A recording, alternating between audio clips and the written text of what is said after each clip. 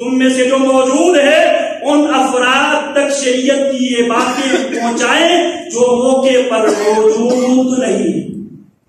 وَاتْلُ عَلَيْهِمْ، قیامت تک آنے والے انسان کو اللہ کا حکم ہے وَاتْلُ عَلَيْهِمْ نَبَأَ إِبْرَاهِيمَ، آپ ان پر ابراہیم علیہ السلام کی خبر آپ پڑھ کر سنائیے۔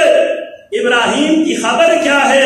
اذ قال لأبيه وقومه ما تعبدون، ابراہیم کی خبر کا آغاز ابتدا اپنی اس بات سے ہوتی ہے اذ قال لأبيه وقومه ما تعبدون۔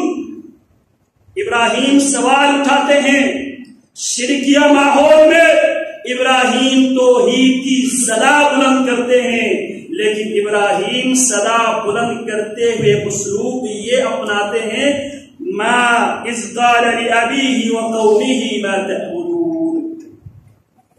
اس معاشرے میں یہ صدا، یہ آواز، یہ سوال اٹھاتے ہیں، اپنے باپ کے سامنے یہ سوال رکھا ابراہیم علیہ السلام نے، قوم کے سامنے یہ سوال رکھا ما تعبدون، کس چیز کی تم عبادت کرتے ہو؟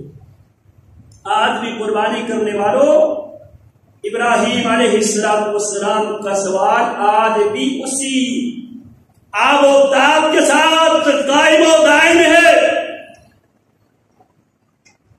ما تعبدون، کس چیز کی تم عبادت کرتے ہو؟ کسے تم خالق، مالک، رازق، مشکل کشا، حاجت روا، بگڑی بنانے والا، غوث العظم، داتا، دستگیر، کس کو تم مانتے ہو؟ ما تعبدون، کس کی تم عبادت کرتے ہو؟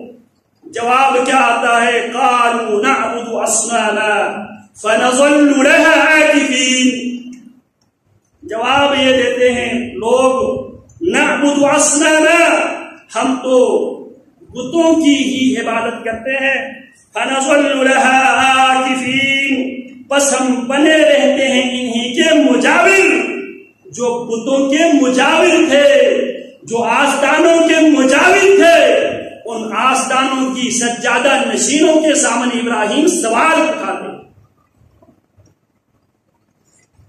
قالوا نعبد اصناما، ہم تو ان بتوں کی عبادت کرتے ہیں، فنظل لها عاکفین، بس ہم انہی کے مجاور بنے رہتے ہیں۔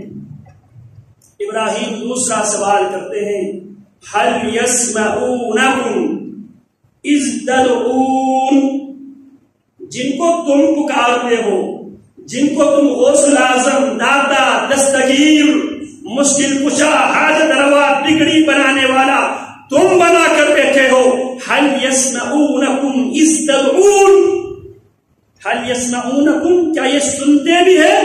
اذ تدعون، جب تم پکارتے ہو، او ينفعونكم او يضرون، یا تمہیں نفع بھی دیتے ہو یا تمہیں نقصان بھی دیتے ہیں، او ينفعونكم، یا تمہیں نفع دیتے ہیں، او يضرون، یا تمہیں نقصان پہنچاتے ہیں۔ ابراہیم سوال اٹھاتے ہیں، جو سن نہیں سکتا وہ عبادت کے لائق نہیں ہے، خواہ وہ بتوں کی صورت میں ہو، خواہ وہ قبروں کی صورت میں ہو۔ اللہ اپنے نبی سے فرماتے ہیں وَمَا أَنْتَ بِمُسْمِعٍ مَّن فِي الْقُبُورِ، جو قبروں میں پڑے ہوئے ہیں ان کو آپ نہیں سنا سکتے۔ إِنَّكَ لَا تُسْمِعُ الْمَوْتَ وَلَا تُسْمِعُ الصُّمَّ الدُّعَاءَ، نہ آپ قبروں میں پڑے ہوئے مردوں کو سنا سکتے ہو، نہ آپ بہروں کو اپنی بات سنا سکتے۔ جو سن نہیں سکتا وہ عبادت کے لائق نہیں ہے، وہ آپ کی فریاد رسی کرنے پر قادر نہیں ہے۔ هل يسمعونكم اذ تدعون، جن کو تم پکارتے ہو کیا یہ سنتے بھی ہو؟ او ينفعونكم او يضرون، یا یہ نفع اور نقصان بھی دینے کی طاقت صلاحیت رکھتے ہیں؟ جواب کیا آتا ہے؟ قالوا بل وجدنا آباءنا كذلك يفعلون، آج بھی جواب یہی آتا۔ ابراہیم علیہ السلام کے دور سے لے کر آج تک اور قیامت کی دیواروں تک مشرک کا یہی جواب ہوگا. بل وجدنا آباءنا كذلك يفعلون، ہم اپنے باپ دادوں کو اسی طرح کرتے ہوئے پایا ہے. آج بھی اگر انہی سوالات کو ریز کیا جائے، انہی سوالات کو اٹھایا جائے تو جواب یہی آتا ہے وجدنا آباءنا كذلك يفعلون، ہم اپنے باپ دادوں کو اسی طرح کرتے ہوئے ہم نے دیکھا ہے.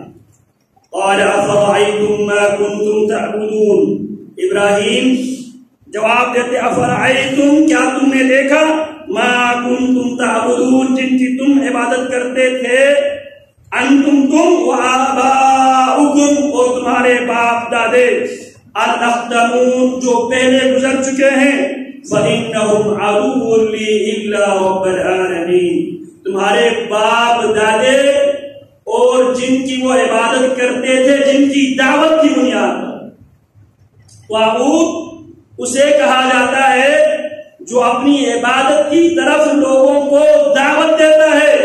انکم وما تعبدون من دون اللہ حصب جہنم، اللہ فرماتے ہیں جن کو تم پکارتے ہو تم اور تمہارے معبود جہنم کے ایندھن ہے.